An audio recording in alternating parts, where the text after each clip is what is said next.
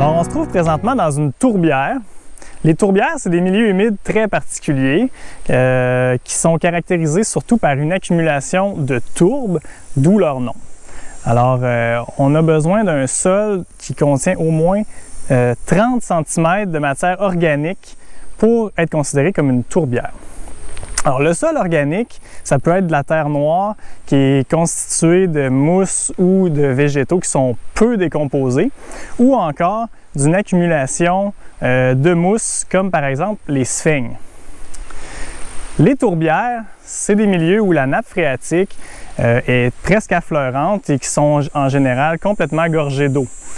Ça fait en sorte qu'on a des conditions où la décomposition est difficile parce qu'on retrouve peu d'oxygène dans ces milieux-là qui sont gorgés d'eau dans le sol.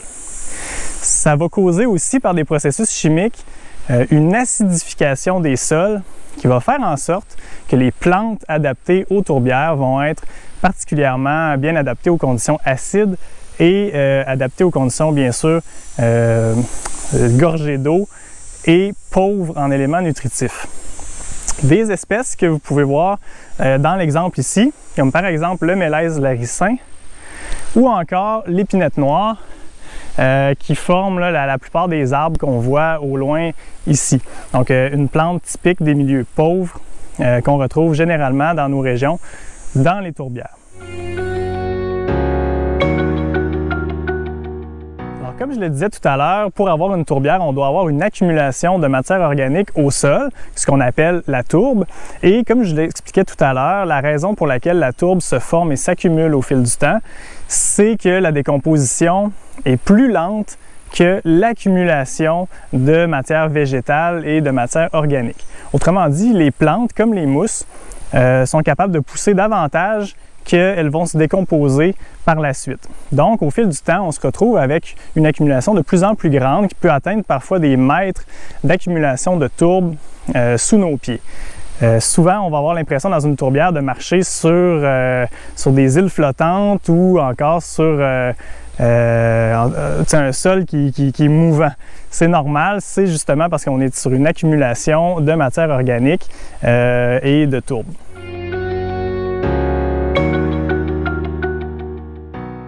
À l'intérieur de la catégorie des tourbières, on retrouve en fait plusieurs sous-types de ces milieux-là.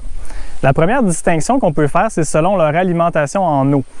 Les tourbières dites minérotrophes sont reliées soit directement à un cours d'eau comme un ruisseau ou un lac, ou encore sont alimentées directement par la nappe phréatique et les eaux souterraines. Ça fait en sorte que ces tourbières-là sont quand même un peu mieux alimentées en éléments nutritifs et vont pouvoir supporter davantage de plantes en diversité. On a aussi les tourbières dites ombrotrophes qui, elles, sont exclusivement alimentées par les précipitations. À ce moment-là, le sol est encore plus acide et encore plus pauvre, ce qui fait en sorte qu'on a moins de plantes qui vont pouvoir coloniser ces milieux-là.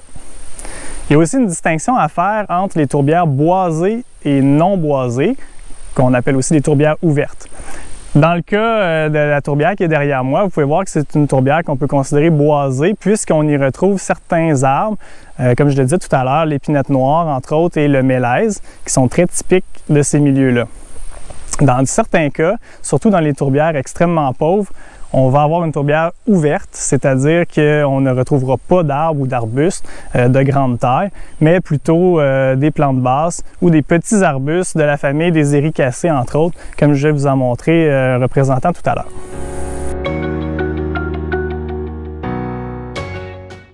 C'est important de protéger les tourbières parce que, en plus de toutes les fonctions typiquement attribuées au milieu humide, elles sont particulièrement efficaces pour stocker le carbone atmosphérique.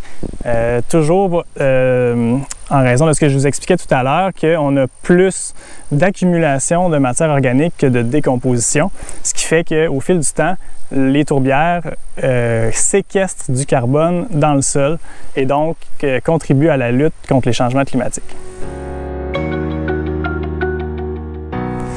Alors ici, j'ai un exemplaire de sol sur le dessus d'une tourbière. Vous voyez la mousse de couleur rouge, ça c'est très typique des tourbières. On appelle ça la sphygme, ce type de mousse-là. Et pour vous présenter quelques autres espèces typiques qu'on retrouve dans les tourbières, vous avez ici par exemple la famille des linaigrettes qui fait les petites boules. On a aussi ce que les gens appellent communément le thé du Labrador, de son vrai nom, le laidon du Groenland.